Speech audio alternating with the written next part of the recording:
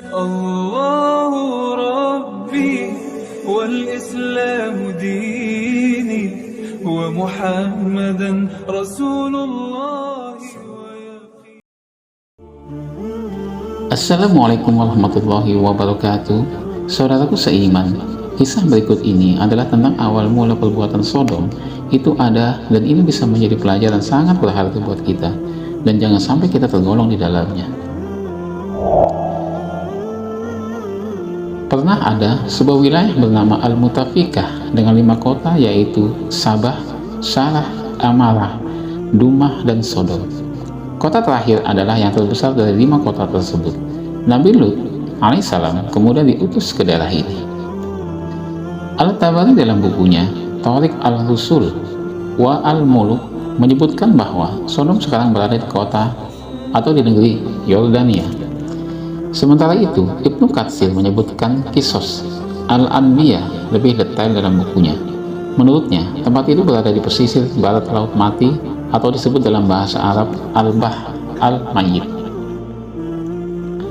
Muhammad Syahir Al-Aidrus dalam bukunya Perjumpaan dengan Iblis menceritakan kisah kaum Nabi Lut alaihissalam, termasuk kaum yang dikaruniai banyak kebaikan.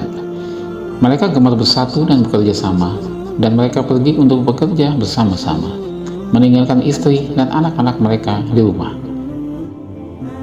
Iblis tidak menyukai ini, dan banyak upaya telah dilakukan dengan sedikit keberhasilan. Sangat sulit untuk menipu orang yang menyukai persatuan. Akhirnya, sebuah ide datang padanya. Setiap kali mereka pulang kerja, iblis merusak dan menghancurkan hasil pekerjaan mereka. Keesokan harinya mereka bertanya-tanya, siapa yang menghancurkan pekerjaan mereka, membuat pekerjaan kemarin jadi sia-sia dan memperlambat produksi. Pekerjaan mereka menjadi tidak efektif. Mereka sangat marah, sehingga mereka sepakat bahwa jika pelaku tertangkap, dia akan dihukum berat. Di hari-hari berikutnya, iblis menjelma menjadi seorang pemuda yang tampan dan sangat menarik. Saat kaum Lut berangkat kerja keesokan harinya, mereka melihat anak tersebut dan menyadari bahwa anak tersebut adalah pelakunya, sehingga mereka langsung mengejar dan menangkapnya. Dan ketika anak itu mengakui perbuatannya, dia dijatuhi hukuman mati. Namun, setelah pertimbangan lebih lanjut, dan juga untuk mencari tahu siapa orang tua atau kerabatnya, atau untuk mencari keadilan terlebih dahulu, mereka lalu memutuskan untuk mengunci anak itu dan menjaganya.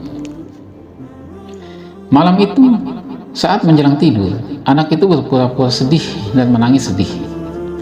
Marah dan mulai merasa kasihan padanya, penjaga itu mendekatinya dan bertanya, "Ada apa denganmu?" "Ayahku selalu memelukku saat aku tertidur," jawabnya. Penjaga itu lantas tidak tega. Dia akhirnya berkata, "Baik, ini pelukan untukmu."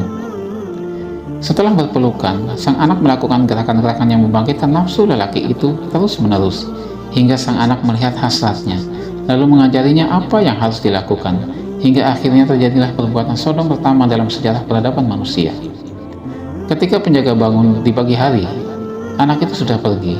Penjaga pun lalu menceritakan semua yang sudah terjadi dengan menggebu-gebu dan lalu memberi contoh.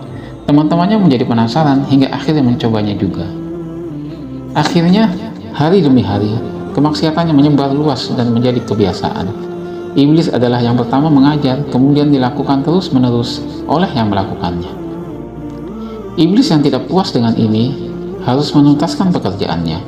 Sekarang iblis menjelma seorang wanita. Dia mulai mempengaruhi para wanita, lalu berkata, "Sungguh, para suami kalian sudah saling menyukai satu dengan yang lainnya. Kamu tidak lagi dibutuhkan."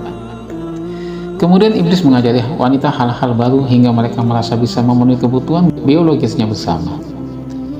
Ibnu Katsir mengatakan bahwa di sini persetubuhan antara laki-laki dan pada mulanya disebut sodomi. Nama tersebut berasal dari nama kota Sodom. Penduduk kota ini melakukan ini secara terbuka dan tanpa malu-malu. Dalam riwayat lain juga dikatakan, mereka juga melakukan kekerasan atau paksaan terhadap siapa saja yang melewati kota. Kemudian Allah mengutus Nabi Lut untuk meluruskan perbuatan menyimpang mereka. Sayang, nafsunya terlalu menguasai. Pada akhirnya Allah menghukum kaum Sodom. Mereka mati dengan mengerikan.